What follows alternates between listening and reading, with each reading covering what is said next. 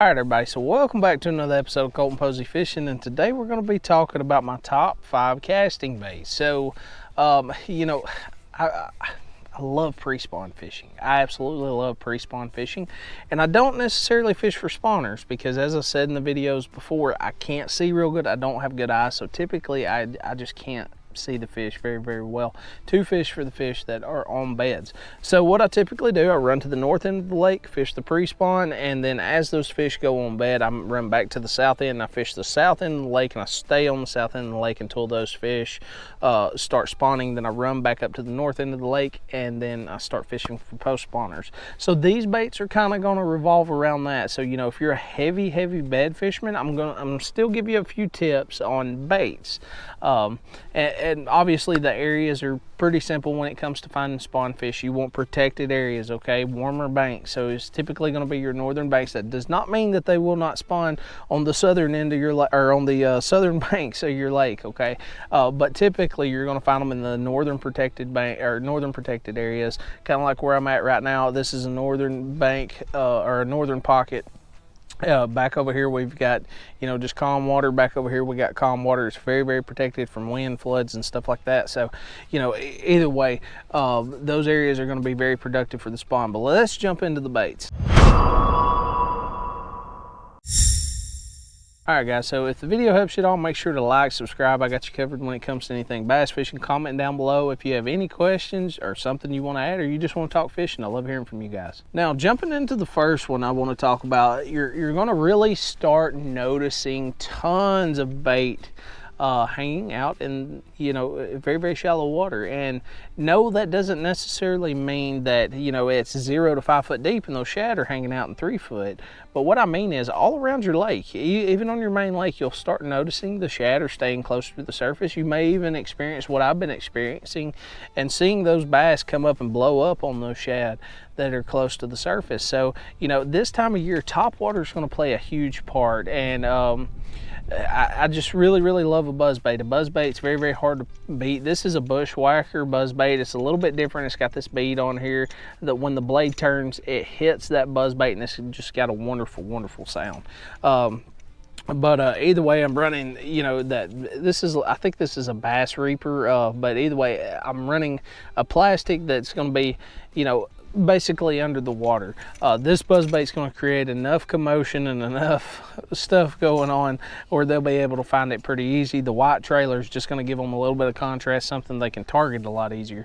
But either way, I'm typically going to throw that buzzbait after we experience some rains and stuff. So we start getting stained or muddy water and stuff. I can cover tons of water with that buzzbait, and typically the strikes you're going to get is going to be a lot better. Now, I wouldn't advise running this if your water temperatures are still below 60 degrees. But I will say, if you're in that 60 or above, the buzzbaits are really going to start coming into play. And depending on the water temperatures and how aggressive the fish are, will always determine, how fast you want to move this bait. The fish will tell you what you want. I would suggest always start out slow and then speed it up, or either speed up, push your limits as much as you can, and then kind of come down on that. Maybe as some fish miss it or something like that, you slow down a little bit more. But a buzzbait is going to be a great way to cover tons of water and catch tons of fish. Now, still talking about the topwater, one of my favorite ones to use this time of year is definitely going to be some type of walking bait or a popper. I got a big blow up this morning off a popper, and typically, especially when I start seeing those water temps in that 60+ range, I'm going to work it a little bit more aggressively. So what I mean by that is I'm going to work it a little faster. I'm going to pop it a little bit harder to make it cause a little bit more commotion, maybe make it look a little bit more aggressive, or maybe like it's trying to flee a little bit harder than it typically would in the cooler months. So working that bait a little bit quicker, using it a little bit more aggressively, you're going to catch a lot more fish. But I'm typically going to be throwing that bait when I've either got a very slight stain or clean water, and it's going to be very productive in those areas when you find those fish that are kind of migrating into the pockets and stuff and staging up to get ready to spawn, especially when you see those fish blowing up like crazy on the shad spawn and stuff. That bait right there, you will catch a ton of fish. Now, another one that I want to talk about, if you fish a lot of grass lakes and stuff like that, maybe that has not necessarily milfoil, but even if you do have milfoil, this is going to play a big part. Lily pads, eelgrass, willow grass, any of that stuff, anything that any type of grass or some type of vegetation that's just now coming up. Maybe we've got little willow grass stalks sticking up out of the water about as long as my thumb right there. So running a spinnerbait is going to be a huge key. Now typically I'm going to go with the Willow Colorado, but this is a spinnerbait that I just wanted to try today. The water temperature just climbed up to around 66 degrees today, so I just kind of wanted to run this. But a Willow to Colorado spinnerbait is typically going to be a great choice. Now you can also buy the spinnerbaits like the River Rats by War Eagle and stuff like that, that Colorado blade, which will be your kicker blade right here. It'll be painted orange, and Booyah has their covert series and stuff like that. Those are great for those muddy water situations. You can really slow those baits down. It gives a lot of target separation for the fish. They can really, once they hone in on it, they can see it very, very well, especially the covert series. But the War Eagle does great also. But the spinnerbait, I'm really going to focus on this on those wind-blown banks that are, like that has grass that's just catching a ton of wind.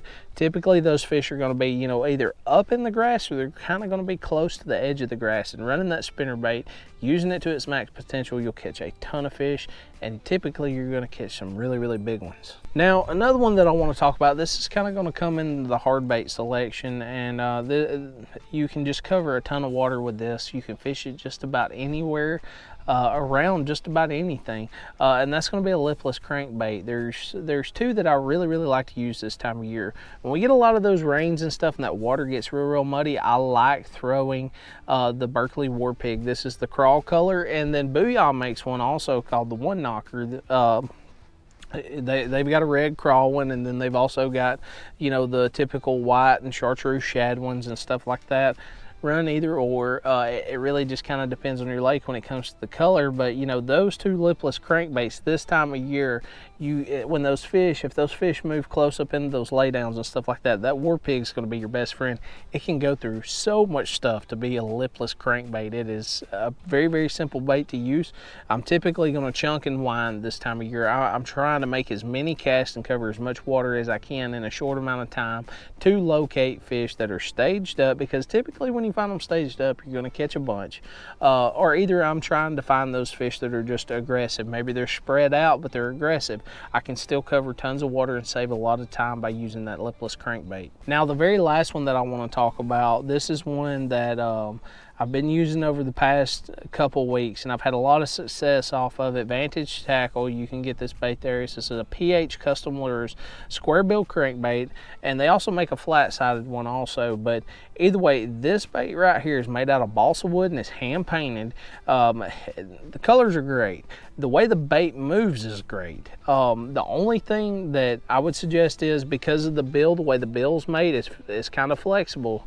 Be careful running it around laydowns and stuff like that. It does get hung up really easy. But with it being balsa wood, it gives out a little bit different presentation.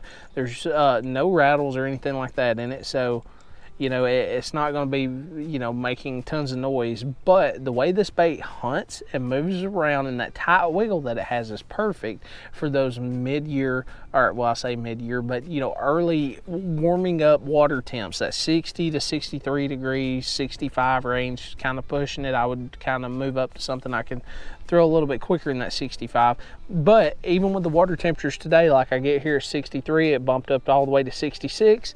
This will still become a big player. Caught a lot of fish off of it, a lot of bigger fish. But guys, there's kind of an array of everything that you can throw, whether you're fishing pre-spawn, spawn, or post-spawn right now, and it all depends on where you're at in the country. But that is one way that I can guarantee, if you pick up one of these baits and you keep moving, you're gonna bump into fish eventually that are gonna want to bite. You'll probably catch a bunch. But as far as the spawn goes, I was talking about a bait that I would tell you about that.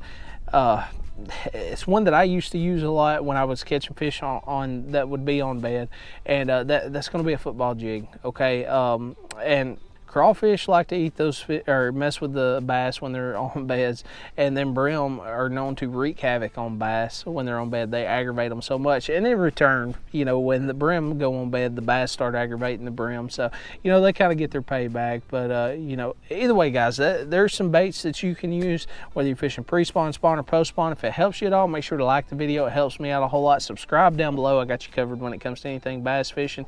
Comment if you have any questions, any baits you want to add that you may use during the pre-spawn, spawn, or post-spawn that you really enjoy, that you want to share with the community to help individuals. You know, drop that comment down below, or, you know, if you just want to talk fishing. I love hearing from you guys. So either way, I'll see you next time.